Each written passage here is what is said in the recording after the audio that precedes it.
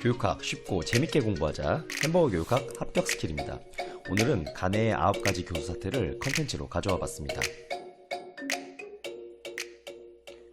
간해의 9가지 교수 사태는 주의 집중부터 파지와 전이 증진까지 9단계로 이루어져 있는데요.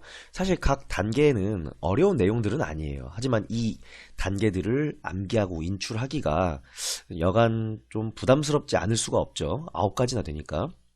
그런데 이 9가지 항목도 이렇게 빨간색으로 앞글자 또는 앞단어를 따서 이야기를 만들면 외우기가 참 쉬워집니다.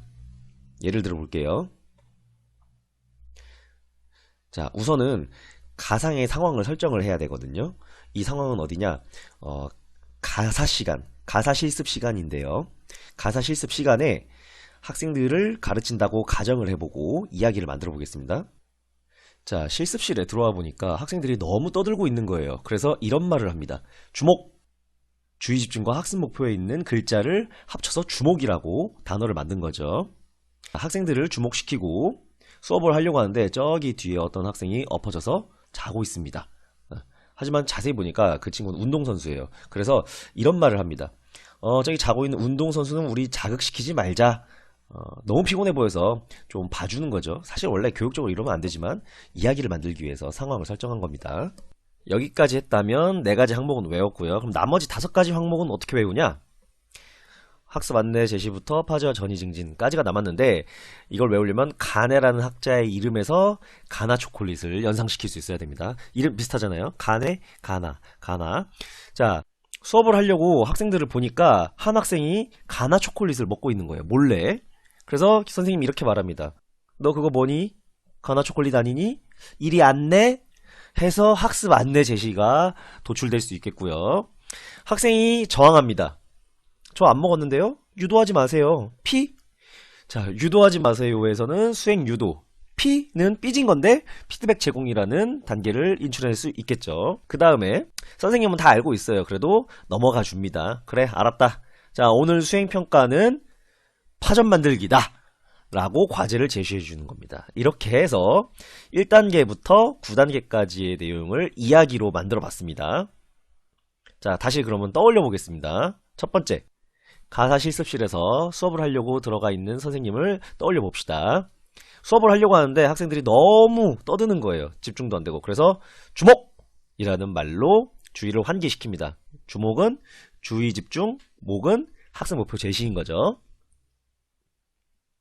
자, 수업을 하려고 하다 보니까 한 학생이 자고 있어요. 근데 그 친구는 운동선수예요. 그래서 이렇게 말합니다. 운동선수는 자극시키지 말자. 선수는 선수학습 회상이고 자극은 자극 제시인 거죠. 자, 그런데 가네라는 학자 이름에서 발음이 비슷한 무엇을 연상할 수 있다고 했었죠?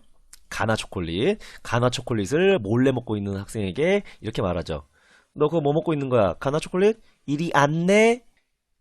학습 안내. 그래서 학생이 저항을 합니다. 유도하지 마세요. 피? 수행 유도. 그 다음에 피드백 제공. 마지막으로 알았다. 자, 오늘은 수행평가는 파전 만들기다. 실습 시작. 수행평가, 그 다음에 파지와 전이. 이렇게 해서 9가지 교수 사태를 쉽고 재밌게 암기할 수 있겠죠. 원래는 여기까지만 하고 딱 끝내려고 했었는데요.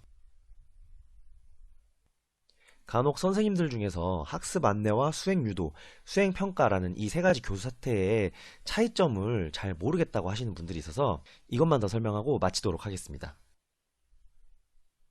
우선 학습 안내부터 보겠습니다. 학습 안내는 학습이 될 수 있도록 안내한다 라는 의미로 생각하면 되고요.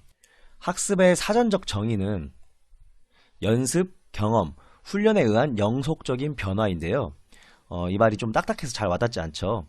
근데 이거를 정보 처리 관점에서 다시 쉽게 설명드리면 단기 기억에 머무른 지식이나 정보를 부호화, 정교화 등의 과정으로 장기 기억으로 전환시키는 게 학습이다 라고 생각하면 되겠습니다. 그럼 어떻게 장기 기억으로 넘길 수 있느냐?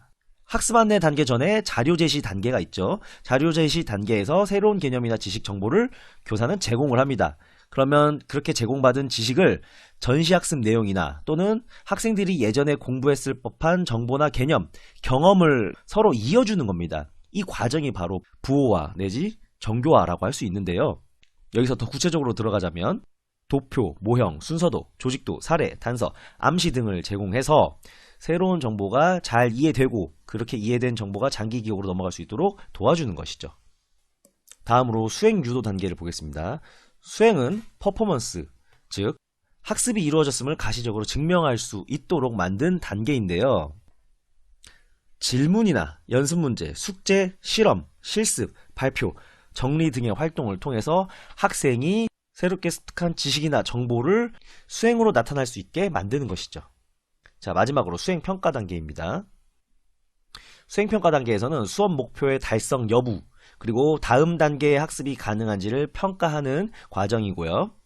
단순 암기가 아니라 이해를 정말 잘 했는지에 대한 여부를 평가하는 단계입니다. 그런데 수행유도랑 수행평가 사태가 좀 혼동될 수가 있거든요. 둘 다 어쨌든 공부한 것을 나타내야 되는 과정인 거잖아요. 그런데 이렇게 차이를 두면 되겠습니다. 수행유도는 각각의 개념이나 정보를 정말 학습했는지 수행으로 나타내는 과정이라고 생각한다면, 수행평가는 각각의 개념들을 종합적으로 엮어서 전체적인 수업 목표를 달성했는지를 평가하는 과정이라고 생각하면 되겠습니다.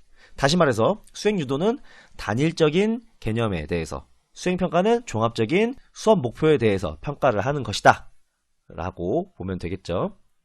이상으로 간해의 9가지 수업 사태를 재밌게 암기하고 또 헷갈릴 수 있는 3가지의 수업 사태를 비교해봤습니다. 오늘도 재밌게 보셨다면 좋아요와 구독 버튼을 꼭 눌러주시고요.